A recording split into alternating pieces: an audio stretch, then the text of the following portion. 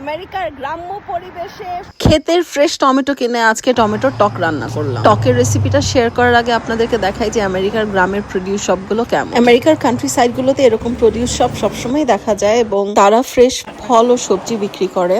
আমরা তাদের সাথে কথা বললাম এবং তারা বলল যে সালসা সস, জ্যাম এবং অন্যান্য সব বটল খাবার এখানে ওদের নিজস্ব তৈরি। ওইটাই নাও, বেশি ঝাল হলে মুখ পুড়ে যায়। বাসায় এসে ফ্রেশ টমেটোগুলো দিয়ে টক চড়িয়ে দিলাম।